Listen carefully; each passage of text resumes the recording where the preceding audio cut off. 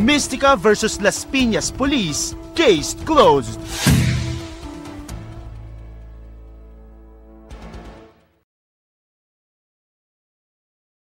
And of course, the fact po na he had the integrity at the end to come to me, bibihira lang po nangyayari yun, na isang pulis po, he came to me as a civilian and said, tao lang po tayo, kahit pulis po nagkakamali, may patutulang, yung ganun po. So, for me, I'm so proud po na naayos ito na hindi na po dinaan sa isang masalimuot na, na sitwasyon, di po ba? Kasi in every simple situation, in every simple problem, as long as you were willing to compromise, as long as you were willing to solve it, pwede naman po eh. So mga kaibigan, bilang bahagi po, or bilang duty po ng isang Citizens Crime Watch, well, ini-encourage ko po kayo na kung gusto niyo tumulong sa ating mga police, kasi sila po ay dapat po nating panigan o kaya tulungan, kasi kung tutuusin po, napaka-busy na po nilang tao. So, kung ibigay naman po natin ang ating mga responsibilities bilang mamamayan, na tulungan po natin sila. So, I'm inviting everybody po to join Citizens Crime Watch, and of course, with a special task force na nabigyan na po kami ng karangalan o kaya nabigyan na po kami ng induction last time, pero this coming Sunday, mabibigyan po ulit kami ng special induction para naman daw po may pakilala ng buong buo sa Pilipinas at sa buong mundo ang Better Globe Rescue Team. So, mabuhay po ang CCW, mabuhay po ang mga pulis. Ayun, ang gwapo po ng mga nasa likod ko, di po ba? At ang gwapo po nila, bumabata na po at gumagwapo ang ating mga pulis. So that's a good. And of course, kung Hepe po, Hepe, pwede po bang may masabi po kayo sa ating publiko para at least naman maalaman po nila kung ano po yung mensahe. Dito po. Kami po ng mga pulisan ay nanganggang tulong at paglingkod sa ating mga bayan. Lalo na sa mga sitwasyon kung saan ang kagipitan ay... Ano mo sasabi niya dahil itong kaso, kung baka sana itong mangyari ay biglang napisolve? So, agad, nag-smooth way. Sa atin, napakagandang halimbawa itong ganito nakakaroon ng diplomatic. Magandang usapan. Diplomatic way. Kumbaga sa puso sa puso. Puso sa puso. Na ganitong sitwasyon, dapat lang at sino man o napakagandang halimbawa yung problema ay usapan ng maayos para hindi na lumala kung ano kumain. And sir, pwede rin pong bigyan naman ng konting statement since siya naman po yung involved with it. Diba? O, ayan, magiging artista ka na. Maging close na tayo. Then, sir, ano mo sabi mo tayo on the spot? Magkaroon na magandang kaayos. Ako po ay talagang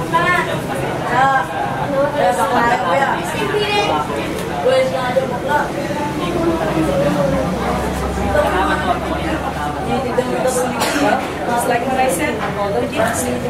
Okay? Thank you. Alright. O yan, artista na. Artista na. Sir, maraming salamat sa Showbiz Center. So, yes, dapat nandun diba? Oh, instant celebrity na kayo ngayon. Yun na yun eh. Yun na yun eh. Kaya on Sunday, ano na yung oh, sige po sir, thank you. Thank you po. Sir, maraming salamat po sa tulong. Thank you for your time. Thank you po.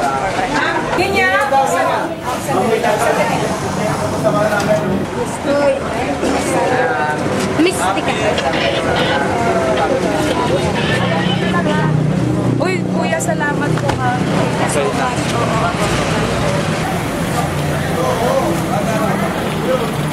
Okay, so it was a happy ending. So finally we were able to settle this in a nice way and in a very diplomatic way.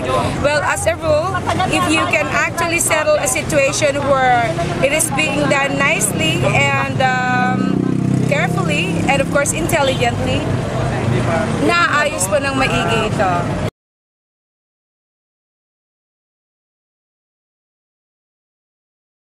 Meron pong nangyaring reconciliation pa mga tawag doon, kapatid, doon sa nangyari Case sa iyo? closed talaga. Oo. Just like last time po, nung nandito po ako, sinabi na bangga ako ng pulisya. So nagreklamo po ako doon sa pulisya mismo, pero naayos naman po. Wow. Dahil nag-sorry. Biro mo, kabaligtaran, di ba? Pulis na ngayon nag-aas ng sorry sa isang sibilyan na katulad ko. Pero kapatid, gano'n na lang diba? nalaman ba yung magsusorry na? Paano yung gasgas ng sasakyan mo? Hindi, pero babayaran naman. Okay. Admit naman na talagang kasalanan niya, may pagkukulang kasi by that time gusto nang talagang tumakas, gusto nang umalis. Sana na by that time sana talagang kinuna ng mga statements kung sino yung driver, blah blah blah. Di ba yun ang pagkukulang? Pumunta lang naman ako doon for 1 hour para sermonan ng mga pulis. At makikita nila sa video. Ipapakita natin ulit. Okay, so ito po, panoorin natin. Alright! Alright mga kaibigan, ayan nako, all's well that ends well nga raw po sa pagitan ni kapatid na Mystica at sa mga pulis. At mabuti na rin yan, minsan dapat nating aminin ang ating pagkakamali eh. Exactly. Speaking of police, ayun. Isa na naman nangyari sa akin. Ay, meron naman! Mismo ang maid ko, dinala namin sa pulis, kaya lang hindi ko siya pinakulong. Ay, bakit naman? Kasi nagnakaw. Nagnakaw, oo. Kasi of course, napakahalaga yun eh. Installment pa yon ng kanya, ng yung apo ko.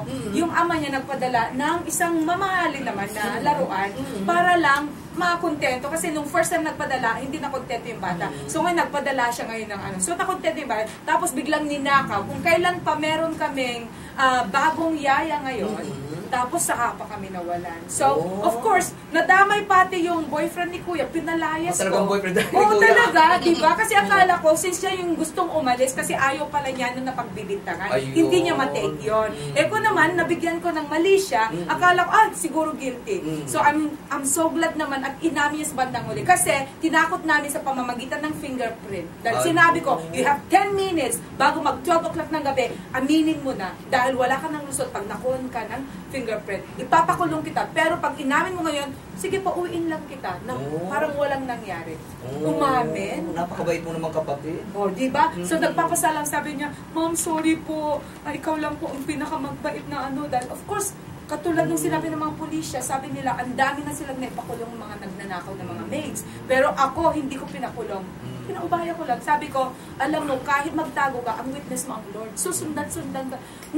Talagang gumawa ang Lord ng paraan para talaga makita namin kung saan nakatago.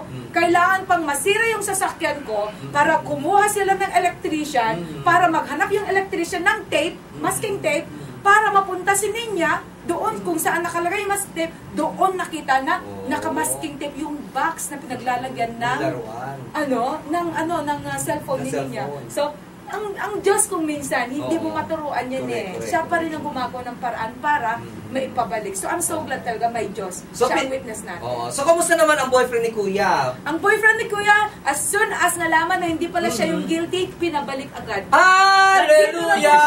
Hallelujah! Hallelujah! So, back to normal na yung family namin. Yes! Kasi para bang natiwalag. Kasi hindi na namin alam kung sino may kasalanan. Kasi sabi ko, lahat kayo kailangan magdusa, kailangan mag-contribute para maipabalik makabili ng bago. Pero dahil doon, ayun, naibalik ang samahan. Ayun! At tiwala sa isa't isa. So, syempre masaya-masaya si Kuya. Masaya na ako. Ay!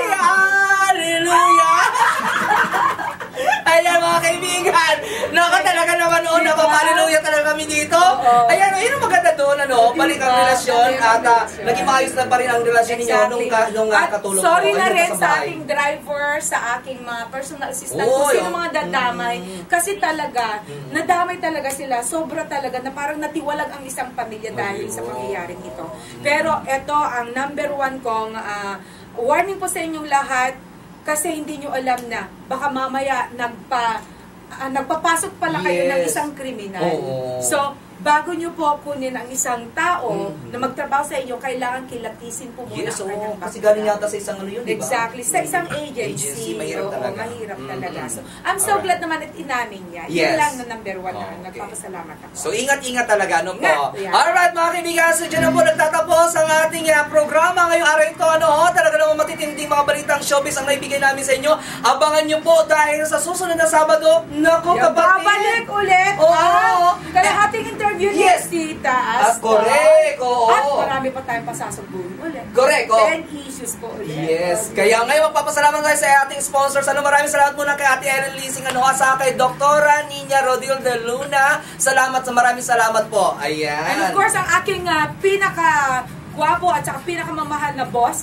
Better Globe po, si Mr. Rino Solberg in Norway. Nandun siya ngayon, pero babalik po siya. And of course, Mystica Charity Foundation and Erase Placenta. To my bossing, Boss Louie Gamboa, Mark Gamboa, and of course, Ma'am Nas, and lahat ng mga nagtatrabaho sa Erase Placenta. Mark Tan, ayan, kinakapatid ko. Ayan, sa The Bowie Restaurant. And of course, sa kanyang SOS Hotel. Thank you very much. And to all of you guys, to our fans, thank you. To our fans. Maraming pong salamat. Hanggang sa susunod mga kaibigan, dito pa rin po sa ST Showbiz Chismis!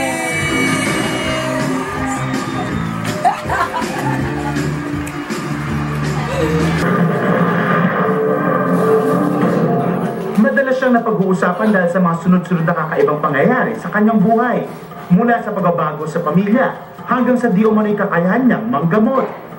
May 19, 2011, isang insidente na naman ang kanyang kinasangkutan na nauwi sa Iringan laban sa isang pulis. Mystica versus Traffic Police, kayo na ang humusga. Kaya't formal na idinulog na ni Mystica ang reklamo sa tanggapan ng Traffic Management Group ng Las Piñas. Okay, so kitang-kita po talaga namin na talagang pag-address na po siya. Kahit maliit lang po nagasgas po yun, sir. Pag ipinaayos ko po, kailangan buong i-break po yun. Malaki pa rin. That's explanation po sa akin po. Lumingon lang po siya, tapos lumabas ng konti, bumalikod ulit, pumesto ulit, and then isasara na po yung pinto. Sabi ko, sir, sandali. Kailangan po munang malaman namin ang telephone number. Your duties and responsibilities is to serve and protect us. Pero kung ganyan din po makikita namin, the way we were treated, hindi naman mag-cover. Bagamat muntik nang mauwi sa mainit na usapan, maayos namang naareglo ng dalawang panig ang problema.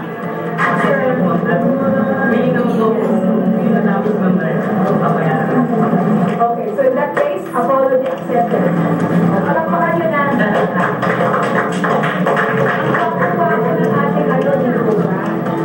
I'm so proud po na naayos ito na hindi na po dinaan sa isang masalimuot na na sitwasyon, di po ba? Ma'am, ako po talagang humingi ng pasensya sa inyo sa pagkakamali na nagawa ko. Hindi ko po talaga sinasadya. Salamat po at ako yung napatawad niyo. Mystica versus Las Piñas Police, case closed. Oh, at least case closed, sarado na po. Ako naman to sana. Mag-apologize talaga ako kasi Mystica na nakauwi ang kaharap mo. At long hair din, in fairness with the... Kita kaya, Mystica, nakakaloka ka. I live for moments like that. Yes. Oh, and then, tsaka, ang pinakikita lang dito, kahit pulis ka, kahit sino ka, tao ka, kung sino nagkamali, siyang magbigay ng... Sorry. Yes. At gawa niya ng paraan, di ba siya nagkamali? Pabayaan naman tao, very good. Very good sa SPO na yan. Parang yung mga very good yung mga fans mo, palay back. Oh, thank you so much.